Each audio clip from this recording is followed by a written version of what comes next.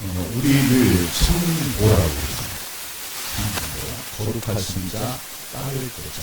거룩함을 따르는 자. 영어로는 세인트라고 하는데, 그건 뭐냐면, 거룩한 거라고 합니다.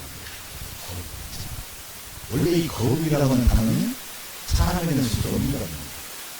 근데 하나님에게만, 하나님만 거룩하시지, 인간은 거룩하지 않아요. 이 세상에 어떤 누구도 거룩하지 않습니다. 하나님만 거룩하신데, 예수님이 이 땅에 오셔서 우리를 죄에서 건져내 주시고, 그 다음에 하늘에 승천하셔서 하나님의 권능의 보좌, 우편으로 가셔서 다시 우리에게 성령으로 와주셔서 하나님이 같이 계시기 때문에 우리가 거룩합니다. 그래서 우리가 거룩한 성도가 되고요.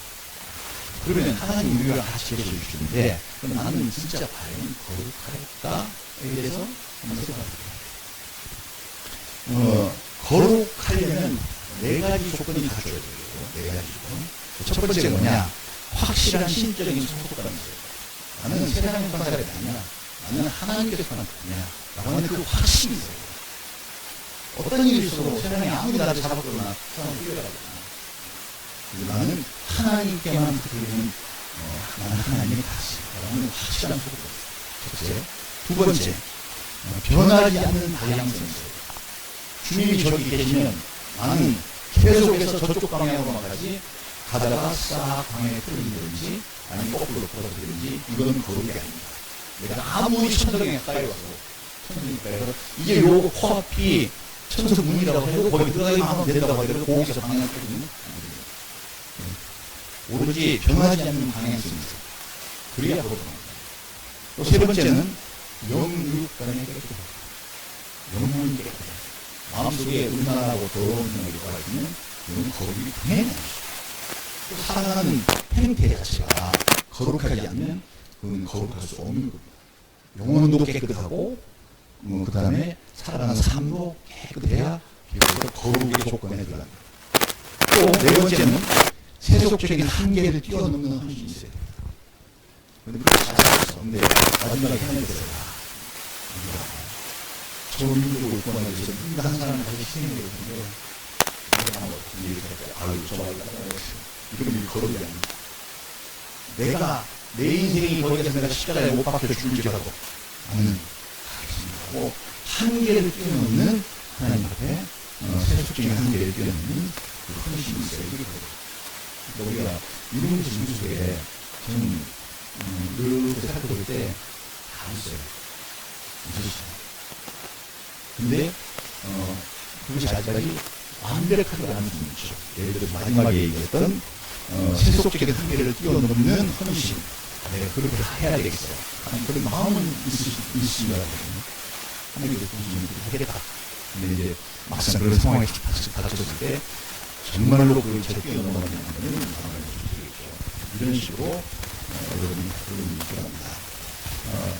근데 이제 이렇게, 이 거룩함의 조건이라고 하는 것은 아까 얘기했듯이 예수님이 우리에게 주신 거예요.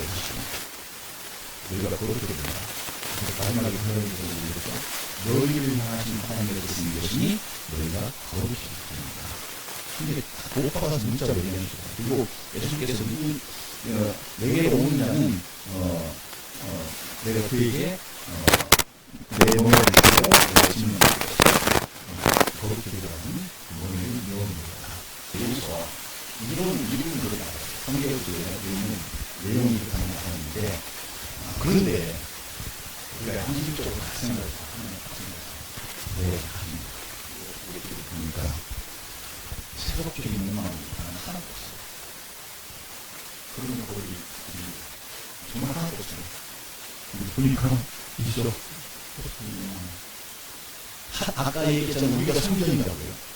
우리가 하나님의 성전이에요. 하나님의 신이 와 계시기 때문에 성전인데 그 성전 속에다가 세속적인 것을 갖다 들여다보면 그건 안 돼요. 그래서 우리 성경이 보시는 분이 다르거든요. 그리고 더러운 것이 서지 못할 곳에 선 것을 보거든요. 그때는 성경하면 정말 큰일 나요. 이게 세속적인 것을 끌어들어가지고 하나님의 성전에 다 모이는 성전입니다.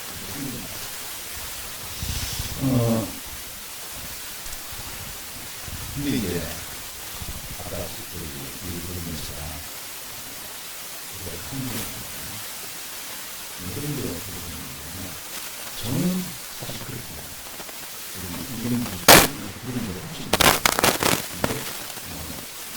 이정부라고 하시는 분이 우리 선생님입니다.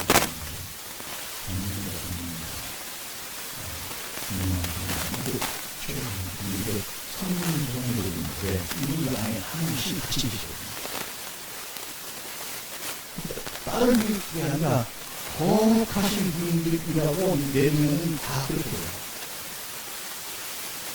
우리가 지금까지 그런 마음으로 성대를 가지고 그런 마음으로 사후는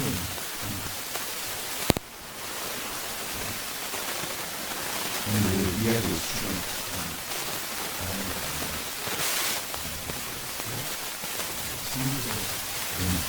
내가 성령인데 내가 내 속에다 내가 더러운 것을 갖다 끌어다가 갖다 놓으면은 하나님께서 나를 멸하신다고 멸하신다고 성령이 쓰이죠.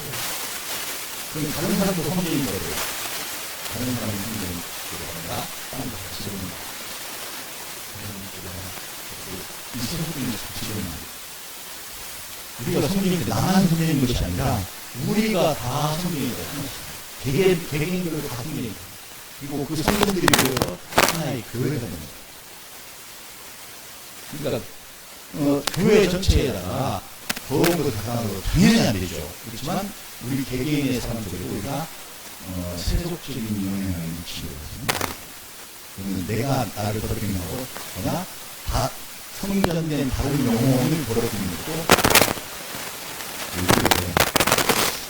굉장히 심각한 문제예요. 사람들이 별로 크게 생각합니다. 우리가 많이 묵상합니다. 구약성경은 이렇게 생각하고 구약성경은 돌아가고 있습니다. 하나님께서 이스라엘 백성들에게 말씀하시기로다가 저 젖과 꿀이 흐르는 가나안 땅을 내가 너희에게 주겠다. 거기는 7 족속이 살리다. 그런데 그 7 족속을 가서 한 명도 남겨놓기 다 멸절하였어요. 그 족속이 누구냐? 헷 족속, 기르가라 족속, 아모리 족속, 가나안 족속, 부시 족속, 시인 족속, 여러시 족속, 이족 족속이에요. 근데 이 이야기가 사실은 그 옛날에 모세 때에 이미 있었던 일이에요. 모세 때가 아니라 그 이전에 있었던 일인데 하나님께서 야곱이 자기 아들 요셉이 애굽 총리가 돼가지고 시골들을 다 이끌고 가나안 땅으로 애굽으로 내려갔잖아요. 그리고 나서 400년 후에 하나님께서 모세를 보내서 이들을 다시 끌어내서 가나안 땅으로 이렇게 보는데 왜 여기 떠나게 됐느냐? 여기 있는 사람들이 온갖 우상을 다 섬기고 하나님한테 온전히 절탈한 짓을 다 하고 있어요. 그래가지고 거기 물들지 말라고 애굽으로 다 데리고 오십니다. 근데 애굽에서도 있죠. 애굽 사람들은 그런 우상 숭배 안 되냐? 다 했죠. 했는데 그래서 하나님께서 애굽 사람들 속에 섞여 살지 않고 고센 땅이라고 하는 그 나일강 삼각교에 별도로 살렸어요. 거기서 큰 민족으로 불어난 다음에 하나님께서 이스라엘인들을 데리고 와서 저기 이제 때가 됐다. 저 가나안 땅에 살는 7 족속을 한 명도 못 그리고 실제로 멸족으로 치렀고요. 우리 나오는 그 헷 족속, 기르가스 족속, 아모리 족속, 가나안 족속, 부시 족속, 히비 족속, 여러시 족속, 그때 완전히 멸족으로 해서 다 사라졌어요. 우리 헷 족속이라고 하는 것은 우리가 역사식으로 헤렉 족속이라고 하죠. 헤렉 족속이에요. 네. 그 가나안 땅에서 하나님을 거역하고 우상숭배하고 온갖 더러운 짓을 다 하고 살던 그 가나안 7 족속을 심판하시잖아요. 역사를 통해서 심판하셨어요. 근데 하나님 드릴 거예요.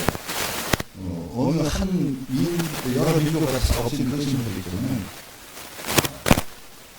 또 다른 더 무서운 신분이 있어요. 하나님께서 수건과 공부를 가나안 땅에 7 족속으로 벌어지는 400년이라고 두고 본 다음에 멸망시켰어요. 근데 소돔과 고모라는 하나님께서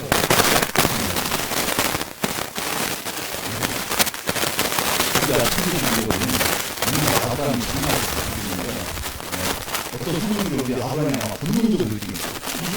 복복분이 그래가지고 제가 그냥 장마가 잘라가니까 참나게 장마가 너무 그러시죠. 초청을 드렸습니다. 그 사람들이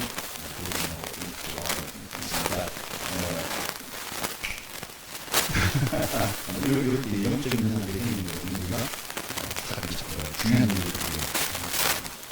근데 그래서 아브라함이 자기 소떼와 달려가서 가장 좋은 것을 잡아가지고 그분들에게 대접을 하고 근데 그분들이 잡히고 나서 내가 하려고 하는 일을 내 친구가 아브라함이라고 하시면서 얘기하십니다. 소돔과 고모라면서 부모님 우리가 하고 내가 직접 살펴보고 근데 아브라함이 그 얘기를 듣고 아브라함도 소돔 다 들었겠죠. 바로 옆에 섰는데 거기가 얼마나 추악하고 더러운지 근데 거기 누가 살고 있어요? 자기 조카 롯이 살고 있어. 근데 하나님께 멸망시키겠다고? 이거 저기 나머지 멸망 당하면 자기 조카 롯이 멸망되면 안 되겠습니까? 하나님 붙잡고 내려줍니다. 하나님이 이미 알았어요. 주여라고 이렇게 하는 거거든요. 그리고 내가 멸망시키겠다고 할 때 이렇게 안 되겠습니까? 막 얘기하는 걸로 와서 아브라함은 이미 자기 지금 장막에 찾아오신 분이 하나님 나중에 육신을 입고 이 땅에 오실 전능하신 그 창조주 하나님이 그때 그런 모습으로 나타났다고 하는 것을 직접 영적으로 직감적으로 느끼는 거죠. 만약 그렇게 한 50명이라도 좀 있으면 그 나머지 다 죄짓는 것 때문에 그 50명이 좀 억울하지 않습니까? 좀 어찌 그런 거 어떻게 하실까 생각이 들어요. 그러니까 내가 50명이 따르면 영웅 사람 멸망하십니다. 그래서 아브라함이 그렇게 가만히 생각해볼까? 들리는 소문도 있고 다 대충 이야기 다 하잖아요. 50명 안 될 것 같아. 그래가지고 계속 몇 명만 있으면 몇 명만 있으면 쭉 내가 10명 그럼 제가 이 집안만 제가 말씀을 드리겠습니다. 제가 자꾸 아까 50명에서부터 30명, 20명, 10명 이렇게 하는데 자꾸 말씀드려서 죄송한데 10명만 있어도 안 하시겠습니까? 하나님께서 얘기하시죠. 안 하겠다. 근데 아브라함이 사실 나중에 소돔 정원에서 도움을 받는 10명이에요. 근데 우리가 그 장면을 읽고 있다가 좀 약간 이상한 거예요. 아니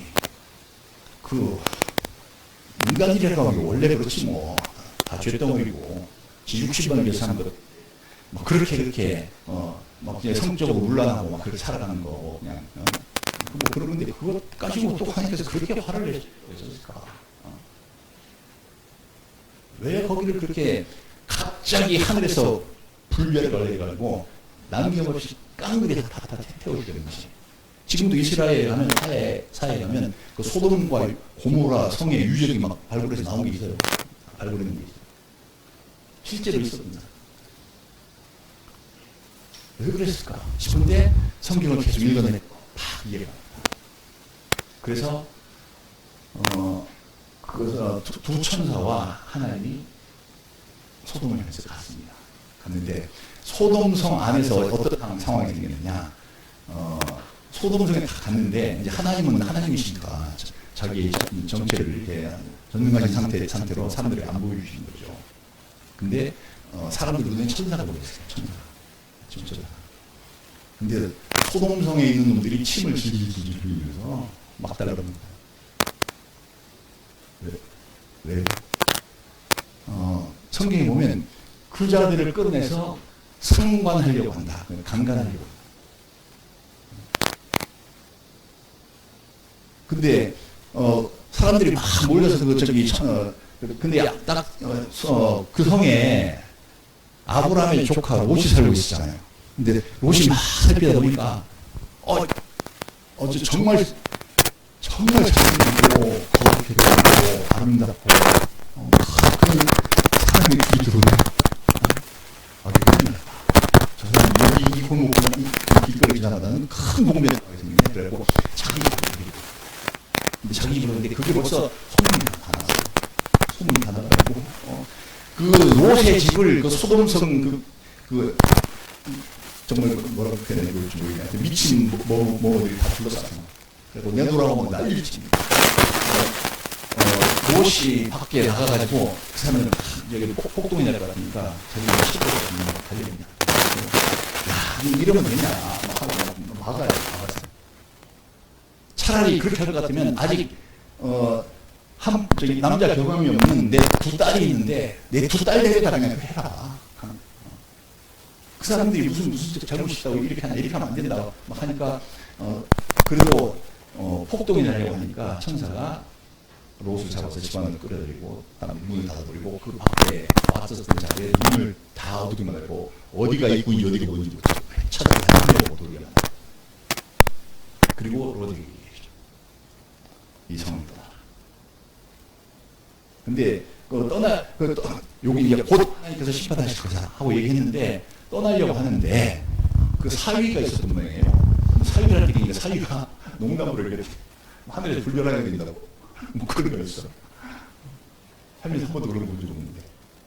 그래서 결국에 롯과 롯의 아내와 두 딸만 그 성을 벗어나서 도망을 합니다.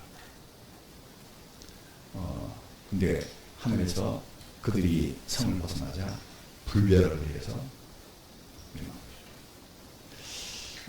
근데 그 많은 그때 지금의 사회가 그 지금의 사회가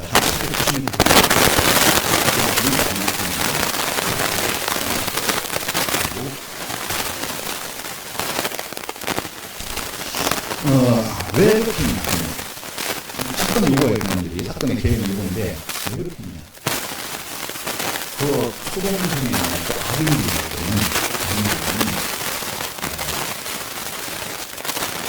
그 소동성을 강인한 그 천사가 지금까지 자기들이 봤던 모든 자기들의 하나님을 가지고 뭐 자기들에게 뭔가 더러운 음란한 짓을 다 하고 소돔이라고 하는 말이죠.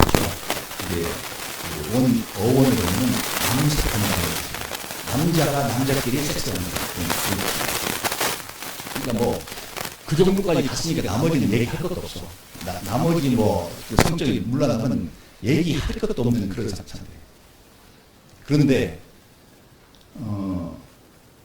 그 소돔성에 그런 삶을 살아가고 있는 자들 때문에 다른 사람은 전부 다 성적인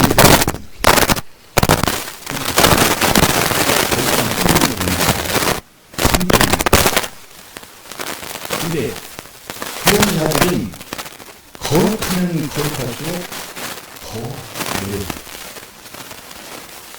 그냥 같이 똥구덩에서 뒹굴던 그런 자들과 그런 더러운 짓을 하는 것보다 거룩한 자를 범하는 것을 더욱더 마음이 아프게 그게 영적인 문제예요. 그 더러운 자의 마음에 마귀가 알아서가지고 거룩한 자를 더럽게 만들어버려야 하나님을 모욕되게 하시죠. 그래서 하나님을 더 잘 섬기고 하는 그런 자들에게 더 그런 음란한 것을 가지고 달라졌습니다. 이건 뭐냐? 하나님의 거룩함을 모욕하는 신성도 가나안 7족속이 지네끼리 인간들끼리 죄짓고 막 그냥 멍청한 짓을 하는 거는 그건 그런데 오랫동안 두고 보시면서 구원받을 수 있는 기회를 주셨지만 안 받아서 그렇게 멸망시키는 거지만 얘들은 소돔성에 있는 자들은 직접 하나님을 신성 모독합니다. 이거 하나님께서 용서하지 않으시고 곧바로 불결함을 가지고 멸망시켰어요. 그래서 다른 겁니다. 우리가 그래서 이런 교훈을 보고 잘 사는 거예요. 제가 아까 얘기했죠. 우리가 서로를 바라볼 때 어떻게 해요? 성전입니다. 성전이죠. 하나님이 계시죠. 거룩한 성전. 내가 나를 그렇게 더러운 짓을 내가 내 속에도 성령님께서 계시는데 그런 더러운 짓을 하나님께서 멸망시키시겠죠. 당연히.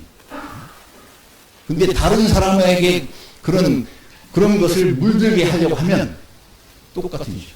똑같이 성전을 모욕하는 거예요. 신성 모독하는 거예요. 큰일 나는 거예요. 신약 성경 시대 때도 있죠. 신약성경 시대에 그런 자들이 있었던 것 같아요. 마태복음 5장 7절부터 5장 27절부터 29절까지 이거 한번 찾아서 읽어주시고요. 다른 분은 고린도전서 5장 1절부터 2절까지 찾아서 읽어주시기 바랍니다.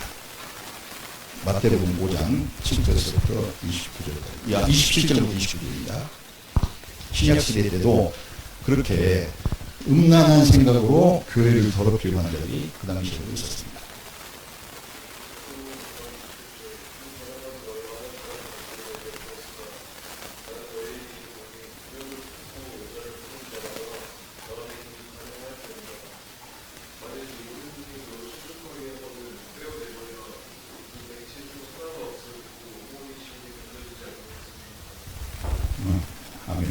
그러니까 우리가 특히 이제 교회 내에서 조심해야 돼. 잘못하면 신성모독이 될 수가 있으니까.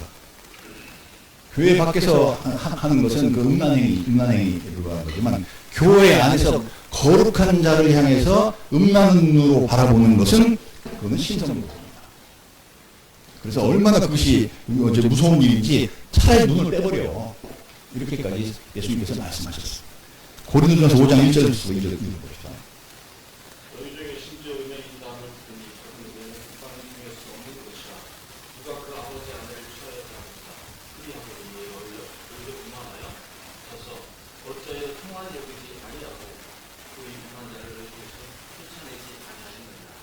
네, 고린도전서에는 이거는 언어를 형언할 수 없는 그런 짓을 하는 거죠. 근데 왜 그거 안 쫓아내고 가만히 놔두느냐고 지금 사도 바울이 고린도를 향해서 책망하고. 이런 일들이 옛날부터 이게 인간 사회에서 그런 게 있어요. 네. 그리고 고린도전서 5장 11절 한번 읽어주세요.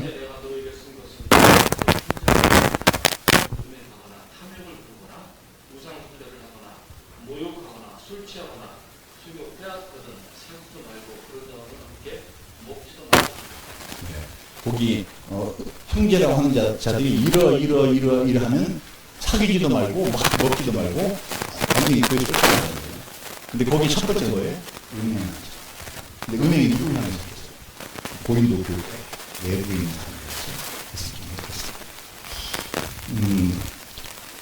사람이었어요. 이 일은 신약 시대 때만 있었던 일이 아니에요. 구약 성경에 보면 이런 얘기가 있습니다.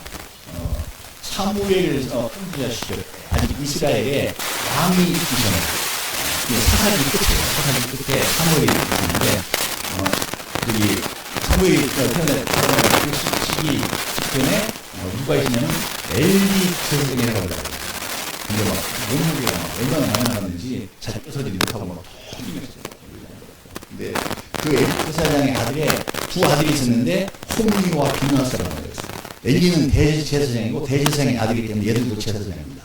그런데 얘들이 얼마나 사악하냐면 하나님 앞에 제물 드리려고 짐승을 잡아가지고 오면 원래 화목제 같은 거 이런 거는 그걸 다 하나님 앞에 드리고 나서 나머지는 제사장 목숨 앞가슴살 드리는 거 그다음에 뒷다리 그러던 제사장 그거는 먼저 하나님 근데 가서 사람들이나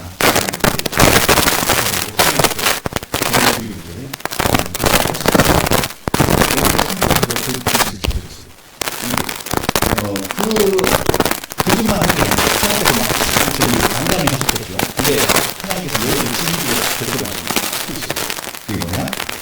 사무엘상 2장 22절부터 25절까지 구약성경 하나님께서 이 사건을 보시고 더 이상 나가면 안 되겠다. 하나님께서 죽이기로 결심하십니다.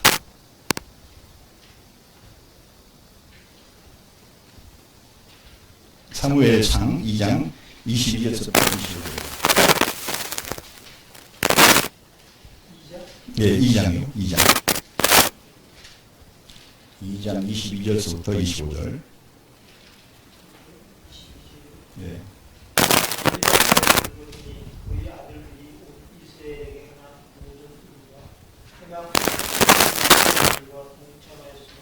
동침.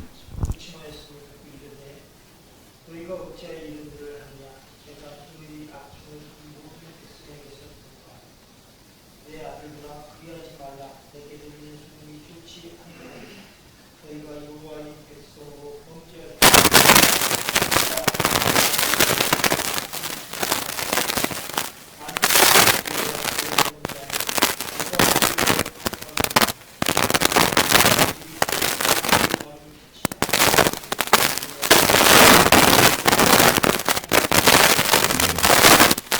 왜 죽이려고 하냐면 그 성전에는 이제 성막에는 그 수종드는 여자들이 많이 있었어요. 근데 그런 여자들은 다 하나님께 바쳐진 사람들이에요.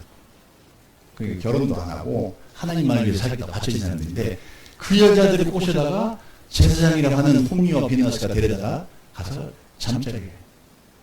그래서 하나님께서 더 이상 안 되겠다. 하나님의 거룩함, 그 여자들이 바쳐진 것은 하나님께 바쳐진 거지. 제사장 홈리와 비나스한테 바쳐진 게 아니거든요. 하나님께 바쳐진 거룩함을 훼손하는 자, 하나님께서 얘들은 더 이상 안 되겠어. 죽이시고 결심하셨다고 선생님이 이들이 홈리와 비나스가 한 짓은 딱 뭐하고 똑같냐? 소돔 백성들, 소돔 거민들이 신성 모독한 거하고 똑같은 짓입니다. 이게 하나님께서 즉각적으로 심판하신 결국 이 둘은 전쟁터에 나가가지고 하나님의 언약궤도 뺏겨버리고 현장에서 한 날 같이 죽어버립니다. 조건에 맞았어요. 그래서 우리가 있죠. 굉장히 조심해야 돼요. 교회 안에서는 더욱더 조심해야 돼요. 우리가 정말 하나의 영혼으로서 하나님께서 저를 선택하시고 저를 귀히 여기시고 저를 하나님의 사람으로 삼은 그 자매들을 향해서 교회에 소속된 형제들은 다른 자매들을 볼 때 특별히 그런 눈으로만 봐야 됩니다. 그 위에 다른 것이 끼어들면 큰일 날 수가 있어요. 그러니까 음란한 거거든요. 우리가 음란한 것은 몸이 하는 것이 아니라 그 마음이 하는 거예요. 문제는 뭐냐? 그 마음이 더 더러운 거지. 그것과 싸워야 되는 거예요. 그것을 속에서부터 파내버려야 되는 거죠. 우리가 진짜 성도라고 한다면 우리가 성도 아까 얘기했죠. 거룩할 성자 딸을 돕자. 세인트스 거룩한 자들이라고 우리가 하나님께 불린다고 하는 이거는 굉장한 특권이에요. 정말 굉장히 그 대신에 굉장한 특권인 대신에 굉장히 엄중한 책임도 있습니다. 여차하면 조금만 이상한 생각이 내 속에 들어오면 난 성도 아닌 거지. 내가 하나님의 성전을 더럽힌 자로게 낙인 찍힌 거예요. 차라리 성전이 안 됐으면 그냥 그렇게 살아. 어차피 지옥 갈 거니까 이렇게 괜찮은데 거룩하게 돼서 하나님의 힘까지 와 계셔. 그런데 내게 그런 음란한 생각이 싹 들어온다. 이거는 성전을 모욕한 죄로 가는 거예요. 그냥 다시 단순한 음란죄가 아니고 성전을 모욕한 죄, 모독한 죄. 신성모. 그리고 다른 사람들도 다 성전인데 거기에 그런 식으로 접근하는 것은 신성 모독을 하는 겁니다. 그래서 우리가 만약에 혹시 내 속에서 어떤 육신적인 욕망이 있고 세속적인 게 없고 나도 막 그냥 어떻게 그렇게 살고 싶어 그냥 그래서 그럴 수 있는 욕망을 다 찾아내린다는 건 누구를 위한 거예요? 하나님을 위한 거예요? 자기 자신을 위한 거예요? 그건 이기적인 거예요. 또 사실 결혼이라고 하는 것도 그래요. 결혼을 했을 때 나의 피를 위해서 내가 여인을 취하려고 합니다. 굉장히 이기적이에요. 사실은 진짜 거룩한 영혼이고 그리고 나도 거룩해서 더 거룩하게 할 그런 조건이 돼서 결혼하는 것이 그것이 맞습니다. 성경이. 근데 그렇지 않고 나의 이익을 위해서 그런 내 욕망을 해소해 줄 여자를 찾죠. 이거 더군다나 그것이 그 성도다 이렇게 한다면 이거는 굉장히 큰 일이죠. 그래서 우리가 혹시 뭐 사람이다 보니까 그런 생각이 들어갈 수 있어요. 근데 그것과 싸워야 되죠. 그것과 싸워야 되는데 혼인에 관해서는 있죠. 결혼에 관해서는 성경에 아주 굉장히 밝게 자세하게 쓰여 있어요. 고린도전서 7장 한번 읽어보세요. 어떤 경우는 결혼해도 어떤 경우는 결혼 안 되고 그 마음의 자세 어때도 거기 7장뿐만 아니라 성경에 여러 군데 잔뜩 있으면 막 밝게 밝혀놨습니다. 그 하나님의 말씀에 순종하고 따라야 되는 거죠. 그속에서 새로 붙이는 욕망이 있는 것이. 그래서 우리가 이제 이거는 뭐 하나님 말씀까지 가지 않고 인간을 이렇게 잘하고 있잖아요. 아무 여자에게 찝쩍대. 여자분들 중에 그런 남자하고 결혼하고 싶겠습니까? 아니죠. 오로지 정말 진실로 사랑을 고백하면 그 사랑을 고백하고 그 사랑을 끝까지 의리 있고 책임 있게 하든지, 아니면 아예 그대로 그렇게 안 할 것 같으면 사랑 고백하지 말든지, 여기 가서도 살아, 저기 가서도 살아. 그게 진실한 사랑 고백입니다. 남녀는 다 마찬가지예요. 여자도 그래요. 저기 뭐 이 남자 사랑 고백도 받아주고 저 남자 사랑 고백도 받아주고 또 다른 남자 사랑 고백도 받아주고, 이러면 그런 여자가 결혼해야 되겠습니까? 둘 다 아니잖아요. 상대적으로는 감정이 그렇게 하면 안 되는 겁니다. 근데 그렇게 하고 다 흔들고 저는 것도 없는 거죠. 그런 여인을 다 흔들고 하는데, 그 여인이 만약 정말로 하나님한테 바치는 분이라면 그 여인은 모욕한 거예요. 그리고 하나님을 모독한 거예요. 그런 것이 자기가 원하는 건데, 우리 땅에 있는 근데 사회 필요가 있어요. 사회는 다른 사람 다 그렇게 하던데 뭐 그걸 꼭 교회적으로 만드는 거죠.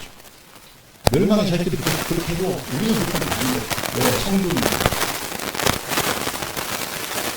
바로 근데 그래도 우리가 사랑해서 그렇게 부를 수가 있어요. 그러면 어떻게 돼요?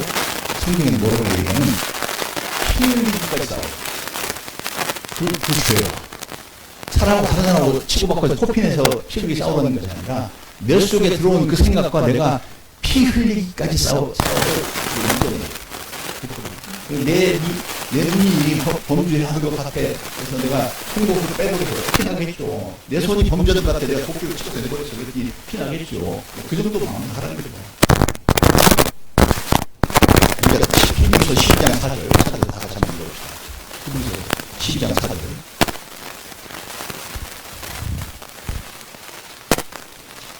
신약성경 히브리서 요한계시록 앞에서 또 만났습니다. 12장 4절입니다.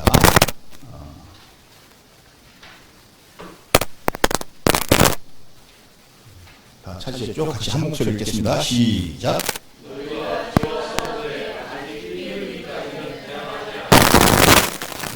우리가 죄를 싫어하고 막 그냥 이런 생각만 가지고 있어서 안 되고 어디까지 해야죠? 그것이 나를 지배하려고 하는 순간에 정말 목숨 걸고 싸워가지고 내가 차라리 죽을지언정 나는 그렇게 안 하겠어 라고 하는 그것과 피 흘리기까지 싸울 수 있어야 성도라고 하는 이름을 하나님이 나를 그렇게 불러주고 내가 유지할 수 있는 거예요. 그래서 이제 마치는 순서로 넘어가겠습니다. 자기 자아, 바로 그렇게 그런 것을 좋아하고 그렇게 하고 싶어 하는 죄 유혹을 받고 하고 싶어 하는 나의 인간 나 하는 게 나의 육체, 나의 육적인 성향입니다. 그것을 십자가에서 못 박아 죽이라. 누구든지 자기 십자가에 지지 않으면 좋겠다는 게 있는 것을 자기 십자가에서 날아주시고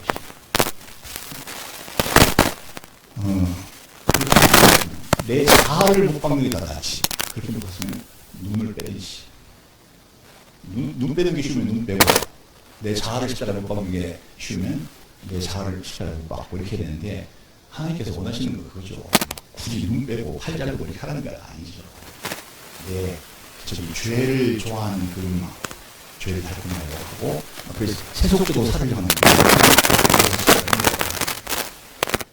네가 성도를 통해 너에게 요구한다고 하시는 거예요. 성도가 아니면 이런 얘기 하지도 않아요. 성도라고 불리고 있으니까, 거룩한 자라고 하나님의 사람이라고 불리고 있으니까 그런 것을 이 속에 조금도 집어넣지 말라 하고 소위 얘기하시는 거죠.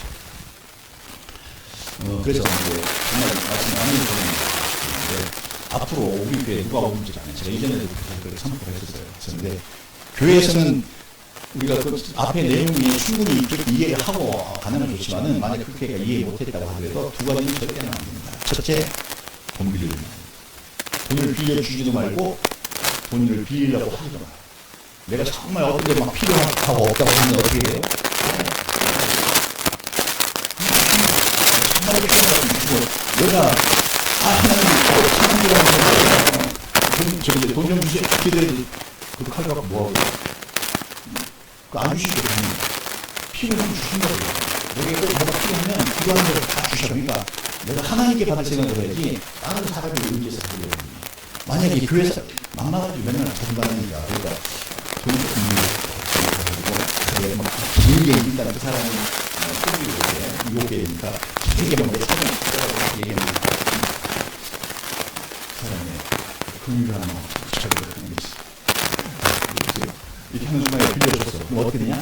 두 사람은 성도와 성도의 관계가 깨지고 하나님의 지체로서의 그 관계도 다 깨지고 채권자와 채무자의 관계가 됩니다.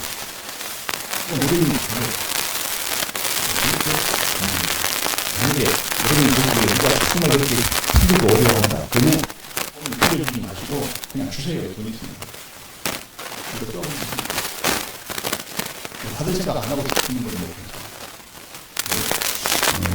돈을 빌리거나 동거래는 일절합니다. 두 번째, 성도들의 거룩한 교제. 거룩한 교제. 말해서 승모로 또 카드를 갖다가 한 명만 하면 승전으로 가요. 승전과 승전이 교제는 그거 이외에 세속적인 연애해야 되고 특히 우리는 좀 굉장히 좀 취약한 면이 있어요.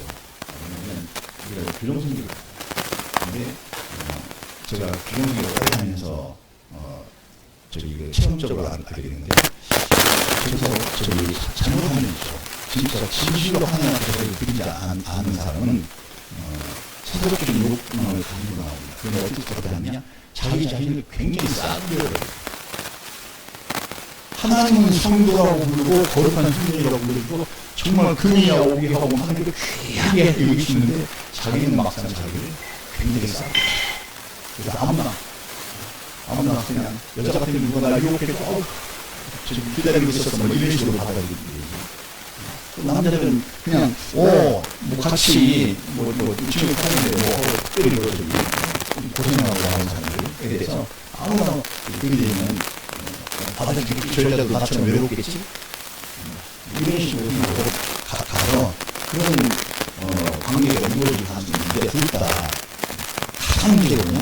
거룩한 거죠. 나의 거룩한 거짓말하고 상대방의 거룩한 거짓말. 그게 아까 얘기했던 홍리와 비나스, 그다음에 수동과 공부라에 하나에서 즉각적인 것을 내리시는 원인이죠. 절대 그거다.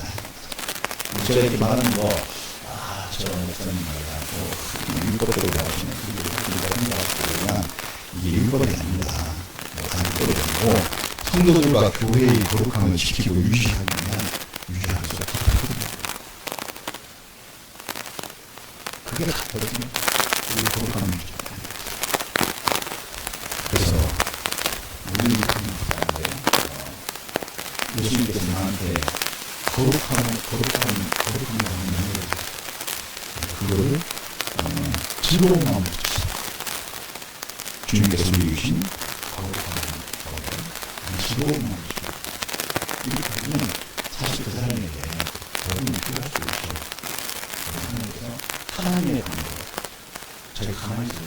큰 좋은 방법으로 가장 좋은 짝을 만나서 결혼을 해주시고 그게 필요하지 않은 사람인 거 안 주시고 그러니까 인간을 주지 마시고 그리고 자기가 나아가지고 자기도 거룩함을 훼손하고 다른 사람의 거룩함을 훼손시키는 것은 절대 하지 말고 성도의 명예를 지키고 꼬북쟁이 이런 관계에 처져 있는 사람뿐 아니라 그 외의 사람도 주님 나에게 거룩함이라고 명령해 주셨어요. 하나님이라고 인증해 주셨어요.